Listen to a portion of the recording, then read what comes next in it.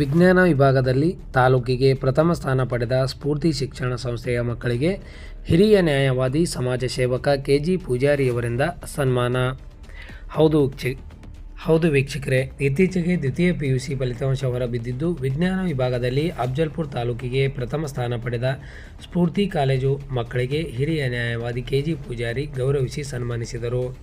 ತದನಂತರ ಮಾತನಾಡಿದ ಅವರು, ಅಫ್ಜಲ್ಪುರ ತಾಲೂಕು ಶೈಕ್ಷಣಿಕವಾಗಿ ಹಿಂದುಳಿದ ತಾಲೂಕು ಎನ್ನುವ ಹಣೆಪಟ್ಟಿ ಕಳಚಿ ಇಂದು ವಿಜ್ಞಾನ ವಿಭಾಗದಲ್ಲಿ ಜಿಲ್ಲೆಯೇ ತಿರುಗಿ ನೋಡುವಂತೆ ಶೈಕ್ಷಣಿಕವಾಗಿ ಮುಂದುವರಿಯುತ್ತಿರುವುದು ಸಂತಸದ ವಿಷಯ ಎಂದರು.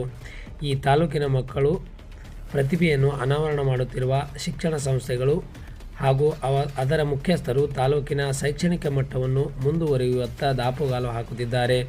ತಾಲೂಕಿನ ಬಡ ಕುಟುಂಬದ ಪ್ರತಿಭಾವಂತ ಮಕ್ಕಳು ಉತ್ತಮ ಶಿಕ್ಷಣ ಪಡೆದು ಪರೀಕ್ಷೆ ಬರೆದಾಗ ಫಲಿತಾಂಶ ನಿರೀಕ್ಷೆ ಮಟ್ಟ ಮೀರಿಸುತ್ತದೆ.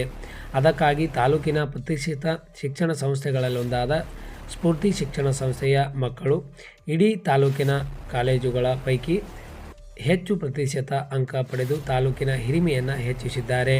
ನಾನು ಕೂಡ ಕಷ್ಟದ ಕುಟುಂಬದಲ್ಲಿ ಬೆಳೆದು ಜೂನಿಯರ್ ಗೆಳೆಯರಿಗೆ ಬೋಧನೆ ಮಾಡಿ ನಾನು ಕಾಲೇಜು ವ್ಯಾಸಂಗ ಮಾಡಿದವನು. ಆದ್ದರಿಂದ ಶಿಕ್ಷಣವನ್ನು ಕಷ್ಟದ ಜೊತೆಗೆ ಇಷ್ಟಪಟ್ಟು ಓದಿದಾಗ ಮಾತ್ರ ನಿಜವಾದ ಫಲಿತಾಂಶ ದೊರೆಯುತ್ತದೆ ಎಂದರು.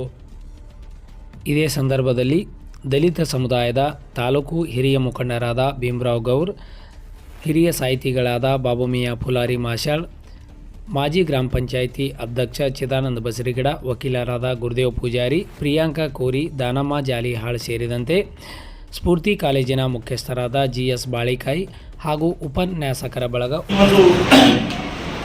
ಈ ಸುಭಾಷಿಣಿ ರಾಜ್ಕೋಟ್ ಬರ್ತಕ್ಕಂಥ 95% ಸೈನ್ಸ್ನಲ್ಲಿ, ಸಂಗೀತ ಭಾಷಾ 93%, ಉಮೇಶ್ ಸರ್ವಾ ಚೌಧರಿ 92.33, ಪೂಜಾ ಶಾಬಾದಿ ಅವರು 92.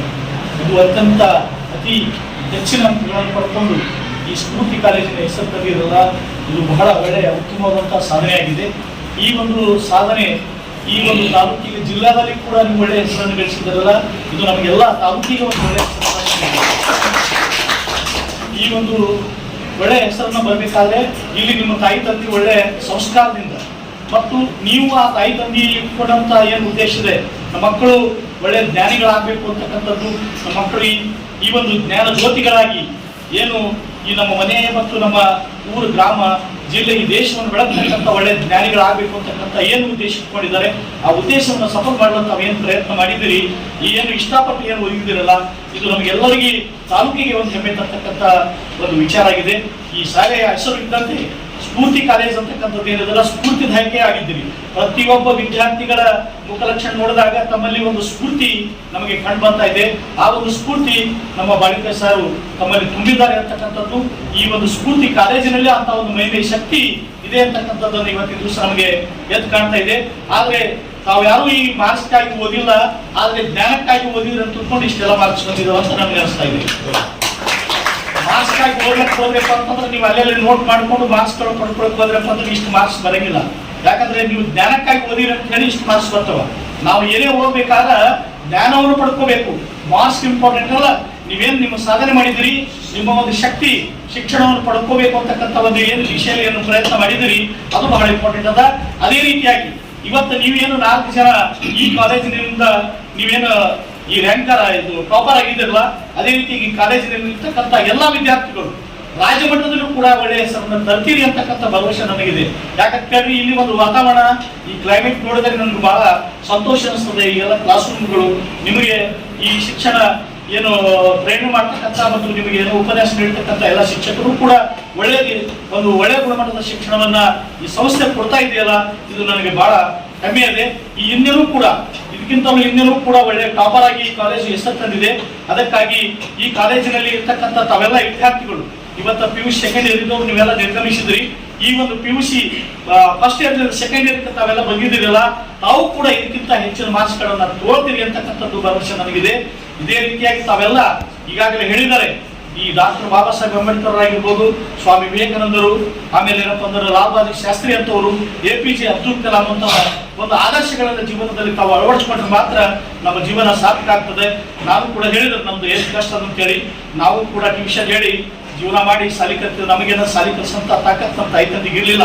ಶಿವತ್ತಿ ಅಲ್ಲೇ ನಮ್ಮ ಊರಾಗ ಶಿವತ್ತಿತ್ತು, ನಮಗೆ ಆಗಲ್ಲಪ್ಪ ಏನು ಮಾಡ್ತೀವಿ ನೋಡ್ರಿ ಅಂದಾಗ ನಾವು ಕೂಡ ಬೇರೆ ಕಡೆ ಈ ಒಂದು ಇಂಗ್ಲಿಷ್ ದಲ್ಲಿ ಹೈಸ್ಕೂಲ್ 8th 9th 10th ಮುಗಿಸ್ಕೊಂಡು ಈಗ ಸಿಂದಗಿ ಆಡಿಪಟ್ಲ ಜೂನಿಯರ್ ಕಾಲೇಜಲ್ಲಿ ಬಂದು ಸೈನ್ಸ್ ಇದ್ದಿದ್ದಿಲ್ಲ, ಸೈನ್ಸ್ ಮಾಡ್ಬೇಕಂದಿದ್ದರು, ಸೈನ್ಸ್ ಇರಲಿಲ್ಲ, ಕಾಮರ್ಸ್ ಇತ್ತು, ಕಾಮರ್ಸ್ ಮಾಡ್ಕೊಂಡು ಟ್ಯೂಷನ್ ಹೇಳಿರಪ್ಪ ಅಂತಂದ್ರೆ ನಮ್ಮ ಶಿಕ್ಷಣವನ್ನು ನಾವು ಮುಗಿಸ್ಕೊಂಡು ಡಿಗ್ರಿನೂ ಮುಗಿಸ್ಕೊಂಡಿದ್ದೇವೆ, LLB ಮುಗಿಸ್ಕೊಂಡಿದ್ದೇವೆ. ಆ ರೀತಿ ಒಂದು ಶಿಕ್ಷಣವನ್ನು ಪಡ್ಕೊಂಡಿದ್ದೇವೆ. ಅದು ನನಗೆ ಈ ಶಿಕ್ಷಣದ ಏನು ನೀವೇನು ಟಾಪರ್ ಆಗಿ ಬರ್ತೀರಿ, ಏನು ಓದ್ತಾ ಇದ್ದೀರಲ್ಲ, ಅದು ನನಗೆ ಬಹಳ ಹೆಮ್ಮೆ ಅದ.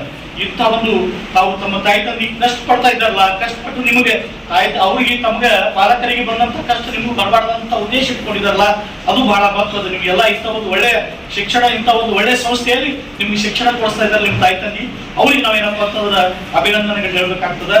ಅದಕ್ಕಾಗಿ ಇವತ್ತಿನ ದಿವಸದ ಡಾಕ್ಟರ್ ಬಾಬಾ ಸಾಹೇಬ್ ಅಂಬೇಡ್ಕರ್ ಏನು ಹೇಳಿದ್ದಾರೆ, ಶಿಕ್ಷಣ ಸಂಘಟನೆಯಿಂದ ಹೋರಾಟ ಹೇಳಿದಾರೆ, ಆ ಒಂದು ಮನೋಭಾವ ತಮ್ಮಲ್ಲಿ ಅಳವಡಿಸ್ಕೋಬೇಕು. ಅದೇ ರೀತಿಯಾಗಿ ಲಾಲ್ ಬಹದ್ದೂರ್ ಶಾಸ್ತ್ರಿ ಅವರು ತಮ್ಮ ಕಷ್ಟ ಜೀವನದಲ್ಲಿ ಏನು ಅವರಿಗೆ ನಾವು ದಾಟಿ ಏನಪ್ಪ ಹೊರೆ ದಾಟಿ ಶಿಕ್ಷಣವನ್ನು ಪಡ್ಕೋಬೇಕಾದ ಅವ್ರ ಹತ್ರ ದುಡ್ಡು ಇಲ್ಲಂದ್ರೂ ಕೂಡ ಈಜವಾಗಿ ಶಿಕ್ಷಣ ಪಡ್ಕೊಂಡ್ರಲ್ಲ ಅಂತ ಮನೋಭಾವ ಇರಬೇಕು. ಇವತ್ತು ದುಡ್ಡು ಇದ್ರೇನು, ಮೈ ಮೇಲೆ ಬಟ್ಟೆ ಇದ್ರೇನು ಬಿಟ್ಟರೇನು, ನಾವೇನಾದ ಶಿಕ್ಷಣ ಪಡಿಬೇಕು ಅಂತಕ್ಕಂಥ ಏನು ಉದ್ದೇಶ ಇಟ್ಕೊಂಡು ಅವರು ಉತ್ತಮವಾದಂತಹ ಶಿಕ್ಷಣ ಪಡ್ಕೊಂಡು ಉತ್ತಮ ಈ ದೇಶದಲ್ಲಿ ಅತಿ ಉತ್ತಮವಾದಂತಹ ಪ್ರಧಾನಿ ಯಾರಾಗಿದ್ರೆ ಅದು ಲಾಲ್ ಬಹದ್ದೂರ್ ಶಾಸ್ತ್ರಿ ಅವರು. ಅಂತ ಒಂದು ಕಷ್ಟದಲ್ಲಿ ಅವರು ತೀರಿಕೊಂಡಾಗ ಮಾತ್ರ ಅವರಿಗೆ ಈ ಶಿವ ಸಂಸ್ಕಾರ ಮಾಡಕ್ ಕೂಡ ಅವ್ರ ಹತ್ರ ದುಡ್ಡು ಇರ್ಲಿಲ್ಲ. ಅವಾಗ ಎಲ್ಲರೂ ಹೇಳಿದ್ರು ನಾವು ಸಾಲ ಕೊಡ್ತೀವಿ, ಯಾರು ಬೇಡ ಅಂತ ಹೇಳಿ ಅವ್ರ ತಾಯಿ ಅವರ ಮನೆಯವರು ಏನಪ್ಪಾ ಅಂತಂದ್ರ ಲಲಿತಾಬಾಯಿ ಶಾಸ್ತ್ರಿ ಅವರು ತಮ್ಮ ಒಂದು ಸಾಲ ಬೇರೆ ಕಡೆ ಸಾಲ ತಂದು ಅವ್ರ ಶಿವ ಸಂಸ್ಕಾರವನ್ನು ಮಾಡಿದ್ದಾರೆ. ಅಬ್ದುಲ್ ಕಲಾಂ ಅವರು ಅವ್ರದ್ದು ಜೀವನ ಚರಿತ್ರೆಯನ್ನು ತಾವೆಲ್ಲ ನೋಡ್ಕೊಂಡಿದ್ರಿ. ಅವರು ತಾವ ಕಷ್ಟದಲ್ಲಿ ಅವ್ರ ತಂದೆ ಮೀನಾ ಮಾಡ್ಕೊಂಡು ಮೀನೋ ವ್ಯಾಪಾರ ಮಾಡ್ತಿದ್ರು. ಅವರು ಕೂಡ ಮನಿ ಪೇಪರ್ ಹಾಕಿ ಜೀವನ ಶಿಕ್ಷಣವನ್ನು ಪಡ್ಕೊಂಡಿದ್ದಾರೆ. ಅಂತವ್ರ ಆದರ್ಶವನ್ನು ನಾವು ಇಟ್ಕೋಬೇಕು ಹೊರತು ಎಲ್ಲ ಶ್ರೀಮಂತ ಜನರದ್ದು ಆದರ್ಶವನ್ನು ನಾವು ಇಟ್ಕೊಂಡ್ರೆ ನಾವು ಜೀವನದಲ್ಲಿ ಉದ್ಧಾರ ಆಗ್ಲಿಕ್ಕೆ ಸಾಧ್ಯ ಇಲ್ಲ.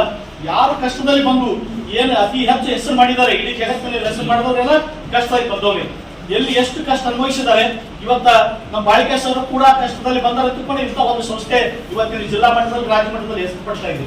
ಅದಕ್ಕಾಗಿ ಯಾರು ಕಷ್ಟವನ್ನು ಪಡ್ತೀವಿ, ಯಾರು ನೀವು ಜೀವನದಲ್ಲಿ ಕಷ್ಟಪಟ್ಟು ಏನು ಶಿಕ್ಷಣವನ್ನು ಪಡ್ಕೋತಿರಲ್ಲ, ಅದು ನೀವು ಜೀವನದಲ್ಲಿ ಒಂದು ಉನ್ನತ ಸ್ಥಾನವನ್ನು ಪಡಲಿಕ್ಕೆ ಸಾಧ್ಯತೆ ಆಗ್ತದೆ. ಅದಕ್ಕೆ ತಮ್ಮಲ್ಲಿ ಇರ್ತಕ್ಕಂಥ ಒಂದು ಫೈರ್ ಏನದಲ್ಲ ಅದನ್ನು ಯಾವತ್ತು ಬೆಳಗಬೇಕು. ಇವತ್ತ ನಾವು ಒಂದು ಜ್ಯೋತಿ ಹಚ್ಚುವಂದ್ರೆ ಒಂದು ರೂಮ್ ಬೆಳಗಬಹುದು, ಆದ್ರೆ ಇವತ್ತು ಸೂರ್ಯ ಇಡೀ ಜಗತ್ತನ್ನು ಬೆಳಗ್ತಕ್ಕಂಥ ಏನ್ ಫೈರ್ ಇದಾರಲ್ಲ ಅಂತ ಒಂದು ಫೈರ್ ತಮ್ಮಲ್ಲಿ ಇದ್ದಾಗ ಮಾತ್ರ ಒಂದು ಒಳ್ಳೆ ಉತ್ತಮವಾದಂತ ಶಿಕ್ಷಣವನ್ನು ಪಡ್ಲಿಕ್ಕೆ ಸಾಧ್ಯ ಇದೆ. ಶಿಕ್ಷಣ ಒಂದು ಫೈರ್, ಅದೊಂದು ಬೆಳಕಿದ್ದಂಗ. ಅಂತ ಒಂದು ಒಳ್ಳೆಯ ಶಿಕ್ಷಣ ಅಂದ್ರೆ ಜ್ಞಾನ, ಶಿಕ್ಷಣ ಅಂದ್ರೆ ಬೆಳಕು. ಆ ಒಂದು ಬೆಳಕನ್ನ ತಾವು ಪಡ್ಕೊಂಡ್ರಪ್ಪ ಅಂದ್ರೆ ಇಡೀ ಜಗತ್ತನ್ನ ಬೆಳಗಲಿಕ್ಕೆ ಸಾಧ್ಯತೆ ಇದೆ. ಅದೇ ರೀತಿಯಾಗಿ APJ ಅಬ್ದುಲ್ ಕಲಾಂ ಅವರಾಗಿರ್ಬೋದು, ಡಾಕ್ಟರ್ ಬಾಬಾ ಸಾಹೇಬ್ ಅಂಬೇಡ್ಕರ್ ಇಡೀ ಜಗತ್ತಿನಲ್ಲಿ ಏನಪ್ಪ ಅಂತಂದ್ರೆ ಒಳ್ಳೆಯ ಹೆಸರನ್ನು ಮಾಡಿದರೆ, ನಮ್ಮ ದೇಶದ ಕೀರ್ತಿಯನ್ನು ಅವರು ಉಳಿಸಿದಾರಲ್ಲ, ಅದೇ ರೀತಿಯಾಗಿ ತಾವು ಕೂಡ ಈ ದೇಶದ ಕೀರ್ತಿ, ಈ ದೇಶದ ಮಣ್ಣಿನ ಏನು ಹೆಸರನ್ನ ತರ್ತಕ್ಕಂಥ ಕೆಲಸ ತಾವೆಲ್ಲ ವಿದ್ಯಾರ್ಥಿನಿಯರು ಮಾಡಿದಾಗ ಮಾತ್ರ ನಾವು ಈ ನಿಮಗೆ ದೇವರು ನಮಗೆ ಈ ಜನ್ಮ ಕೊಟ್ಟಿದ್ದಕ್ಕೆ ಸಾರ್ಥಕ ಆಗ್ತದೆ. ತಮ್ಮ ಕೈಲಾದಷ್ಟು ಪ್ರಯತ್ನ ಮಾಡಿ ಈ ದೇಶವನ್ನ ಉಳಿಸ್ತಕ್ಕಂಥ ವಿದ್ಯಾರ್ಥಿಗಳಾಗಲಿ, ದೇಶವನ್ನು ಬೆಳಗ್ತಕ್ಕಂಥ, ಈ ದೇಶಕ್ಕೆ ಒಳ್ಳೆ ಹೆಸರನ್ನು ತರ್ತಕ್ಕಂಥ ವಿದ್ಯಾರ್ಥಿನಿಯರಾಗಬೇಕಾಗ್ತದೆ. ಅದಕ್ಕಾಗಿ ತಾವು ಒಳ್ಳೆ ಶಿಕ್ಷಣವನ್ನು ಪಡ್ಕೊಂಡು ಒಳ್ಳೆ ಜ್ಞಾನವನ್ನು ಪಡ್ಕೊಂಡು ಈ ದೇಶಕ್ಕೆ ಇವತ್ತು IAS IPS ಅಧಿಕಾರಿಗಳಾದ್ರೆ ಒಂದು ಸಮೂಹಕ್ಕೆ ಆಗ್ಬಹುದು. ಇವತ್ತ ತಾವು ಒಳ್ಳೆ ಇದಕ್ಕಿಂತ ಹೆಚ್ಚಿನ ಜ್ಞಾನಿಗಳಾದ್ರೆ, ಒಳ್ಳೆ ಸೈಂಟಿಸ್ಟ್ ಆದ್ರೆ, ಒಳ್ಳೆ ಸೋಷಿಯಲಿಸ್ಟ್ ಆದ್ರೆ, ಒಳ್ಳೆ ನೀವು ಸಾಹಿತಿಗಳಾದ್ರೆ, ಆ ರೀತಿ ಒಂದು ಒಳ್ಳೆ ಎಲ್ಲ ಪ್ರತಿಯೊಂದು ರಂಗದಲ್ಲಿಯೂ ಕೂಡ ಕ್ರೀಡಾ ರಂಗದಲ್ಲಿ ಅನೇಕ ರಂಗಗಳಿದಾವೆ. ನಮ್ಮ ದೇಶದ ಹೆಸರು ತರ್ತಕ್ಕಂಥ ಕ್ರೀಡಾ ರಂಗ ಆಗಿರ್ಬೋದು, ಈ ಒಂದು ಜ್ಞಾನ ಮಟ್ಟದ ಯಾವುದೇ ಸಾಹಿತ್ಯ ಆಗಿರ್ಬೋದು, ಅಥವಾ ವಿಜ್ಞಾನಿಗಳಾಗಿ ಹೊರಹೊಮ್ಮತಕ್ಕಂಥದ್ದು, ಇಂಥ ಒಂದು ಎಲ್ಲ ನೀವು ಶಿಕ್ಷಣದಲ್ಲಿ ಮೇಲ್ಗೈ ಸಾಧಿಸಬೇಕು ಅಂತಂದ್ರೆ ಈ ದೇಶದಲ್ಲಿ ಒಂದು ಒಳ್ಳೆಯ ಜ್ಞಾನ ಜ್ಯೋತಿ ಆಗ್ತೀರಿ. ಈ ತಮ್ಮ ಜ್ಞಾನದ ಜ್ಯೋತಿಯಿಂದ ದೇಶ ಬೆಳಗ್ತದ. ಈ ದೇಶ ಬೆಳಗೋದ್ರಿಂದ ತಮ್ಮ ಕೀರ್ತಿ ಎಲ್ಲ ಇಡೀ ಜಗತ್ತಿನಲ್ಲಿ ಹೊರಹೊಮ್ಮತದ ಅಂತಕ್ಕಂಥದ್ದನ್ನ ನಾವು ಗಮನದಲ್ಲಿ ಇಟ್ಕೊಂಡು, ಆದ ನಂತರ ಈ ಕೊರೋನಾದಲ್ಲಿ COVID-19 ಈ ಕೊರೋನಾ ವಾರಿಯರ್ಸ್ ಅಂತ ತಿಳ್ಕೊಂಡು ಏನಿದ್ರು, ಯಾರು ಕೊರೋನಾ ಮೂಮೆಂಟ್ದಲ್ಲೂ ಸಹಿತ ಕೆಲಸವನ್ನು ನಿರ್ವಹಿಸಿದ್ದಾರೆ, ಅವರೆಲ್ಲ ಮಕ್ಕಳಿಗೆ ನಾವು 30% ಫೀಸ್ ಡಿಸ್ಕೌಂಟ್ದಲ್ಲಿ ನಮ್ಮ ಶಿಕ್ಷಣ ಸಂಸ್ಥೆಯಲ್ಲಿ ಅವರಿಗೆ ನಾವು ಪ್ರವೇಶವನ್ನು ಕೊಟ್ಟಿವಿ. ಈ ವರ್ಷ ನಾವು ಈ ಸಮಾಜ ಸೇವಕರಾಗಿರ್ತಕ್ಕಂತಹ ವಿಶೇಷವಾಗಿ ರೈತರು ಬಹುದೊಡ್ಡ ಸಮಾಜ ಸೇವಕರು ತಿಳ್ಕೊಂಡು ನಾವು ಭಾವಿಸಿದ್ದೀವಿ. ಯಾಕಂದರೆ ಇವತ್ತು ರೈತರ ಕಷ್ಟ ಏನಿದೆ ತಿಳ್ಕೊಂಡು ರೈತರಿಗೆ ಗೊತ್ತಿದೆ. ರೈತರು 40 ಎಕರೆ ಜಮೀನು ಇರ್ತಕ್ಕಂಥ ಒಬ್ಬ ರೈತ ಸಣ್ಣದಾಗಿ ಕೂಲಿ ಮಾಡ್ತಕ್ಕಂತಹ ಕೂಲಿ ಕಾರ್ಮಿಕನಿಂದ ಬಡ್ಡಿಯಾಗಿ ರೊಕ್ಕ ತಗೊಳ್ತಕ್ಕಂತಹ ದಿನಮಾನಗಳು ಇವತ್ತು ಸೃಷ್ಟಿಯಾಗಿದ್ದಾವೆ. ರೈತರ ಕಷ್ಟ ಬಹಳ ಇದೆ. ಆ ಕಾರಣವನ್ನು ಇಟ್ಟುಕೊಂಡು ರೈತರ ಮಕ್ಕಳಿಗೆ, ಸೈನಿಕರ ಮಕ್ಕಳಿಗೆ, ಆಶಾ ಕಾರ್ಯಕರ್ತೆಯರ ಮಕ್ಕಳಿಗೆ. ಯಾಕೆ ಆಶಾ ಕಾರ್ಯಕರ್ತೆಯರ ಮಕ್ಕಳಿಗೆ ನಾವು ಒಂದು ಸವಲತ್ತು ಕೊಡ್ತಾ ಇದ್ದೀವಿ ಅಂತಂದರೆ, ಅವರು ಇವತ್ತು 24 ತಾಸು ಡ್ಯೂಟಿ, ಯಾವಾಗ ಏನು ಸಂದರ್ಭದೊಳಗೆ ಯಾರಿಗೆ ಏನೋ ಪ್ರಾರಂಭ ಆದರೂ ನೋವಾದರೂ ಸಹಿತ ಆ ಸಂದರ್ಭದೊಳಗೆ ಅವರು ಸಪೋರ್ಟ್ ಮಾಡಬೇಕು. ಆದರೆ ಸರ್ಕಾರ ಅವ್ರಿಗೆ ಕೊಡ್ತಕ್ಕಂತಹ ಸಂಬಳ ಬಹಳಷ್ಟು ಕಡಿಮೆ.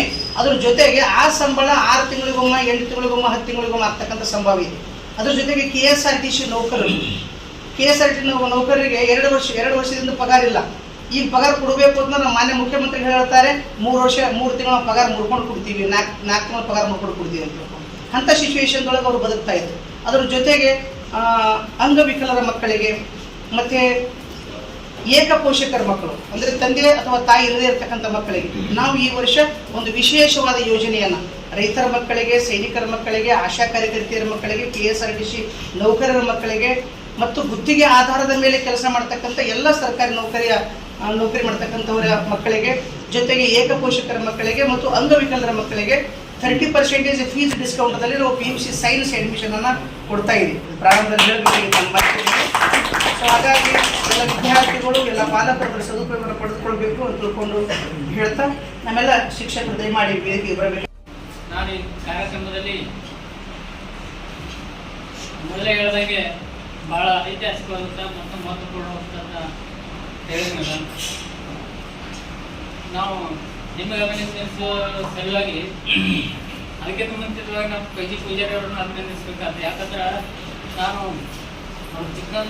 ಇರ್ಲಕ್ಕಾಗಿ ಕಾಲೇಜ್ ದಿನಗಳಿಂದ ಬರ್ತಾ ಇದ್ದೀನಿ. ಅವ್ರಿಗೆ ಯಾಕೆ ಸ್ಫೂರ್ತಿಯಾಗ್ಯದ, ಈ ಮಕ್ಕಳ ಮೇಲೆ ಅಷ್ಟೊಂದು ಪ್ರೀತಿ ಯಾಕದ, ಈ ವಿದ್ಯಾರ್ಥಿಗಳ ಯಾಕೆ ಅಷ್ಟೊಂದು ಪ್ರೀತಿ ಇರೋದ್ರೆ ಅವ್ರು ಭಾಳ ಕಷ್ಟಪಟ್ಟು ಓದಿದವರು. ನಿಮ್ಮಂಥ ಐಷಾರಾಮಿ ಎಂಥ ಟೈಮ್ ಕೇಳ್ಕೊತ ಓದೋರಲ್ಲ, ಬರಿಗಾರದಿಂದ ನಡ್ಕೊತ ಹೋಗಿ ಅವು ಬಡತನದ ಕಷ್ಟಗಳನ್ನು ಈಗ ಹೇಳಕ್ಕಿದ್ರೆ ಅವು ಭಾಳಷ್ಟು ದುಃಖ ಆಗ್ತದೆ. ಅಂಥ ಕಷ್ಟ ಸಲಹೆ ಬೆಳೆದಂಥ ದಿನಗಳನ್ನು ನಾನು ನೋಡಿದ್ದೀನಿ. ಅವ್ರಿಗೆ ಈ ಸ್ಫೂರ್ತಿ ಯಾಕೆ ಬಂತಂದ್ರೆ ಆ ಕಷ್ಟಗಳು ನಿಮಗೆ ಬರಬಾರ್ದು. ಯಾರು ಸ್ಫೂರ್ತಿಯಾಗ್ಯಾರ ಆ ಸ್ಫೂರ್ತಿಯಾದಂಥ ವಿದ್ಯಾರ್ಥಿಗಳು ಉಳಿದವರು ಕೂಡ ಸ್ಫೂರ್ತಿಯಾಗಿ ಎಲ್ಲರ ಮುಂದೆ ಬರಬೇಕು, ಉತ್ತಮ ನಾಗರಿಕರಾಗಿ ತಮ್ಮ ಜೀವನವನ್ನು ನಡೆಸಬೇಕು ಅನ್ನುವಂಥದ್ದು ಉದ್ದೇಶಿಸಿಕೊಂಡು ಅವರು ಸನ್ಮಾನ ಮಾಡಲಿಕ್ಕಾಗ ಇದು ಕಷ್ಟದ ಅವರು ಅವರು ಸದಾ ಚಿಂತನೆಗಳು ನಮ್ಮ ತಾಲೂಕ, ನಮ್ಮ ಗ್ರಾಮ, ನಮ್ಮ ಏರಿಯಾ, ನಮ್ಮ ಭಾಗದ ಒಂದು ನಮ್ಮ ಸಹೋದರಿಯರ ಒಂದು ಏನು ಕಷ್ಟಗಳಲ್ಲಿದ್ದಾವ, ಇದು ಬರೀ ಶಿಕ್ಷಣ ಬಗ್ಗೆ ಅಲ್ಲ, ಆರ್ಥಿಕವಾಗಿ, ಸಾಮಾಜಿಕವಾಗಿ ಕೆಲವೊಂದು ವಿಚಾರದೊಳಗೆ ಸದಾ ಚಿಂತನೆಯೊಳಗಿರ್ತಾರೆ. ಇಂಥ ಚಿಂತಕರು ನಮ್ಮ ಮಧ್ಯದಲ್ಲಿ ಇರ್ತಾರೆ ಅಂದ್ರೆ ನಮಗೆ ಭಾಳ ಹೆಮ್ಮೆ ಅನ್ನಿಸ್ತದೆ.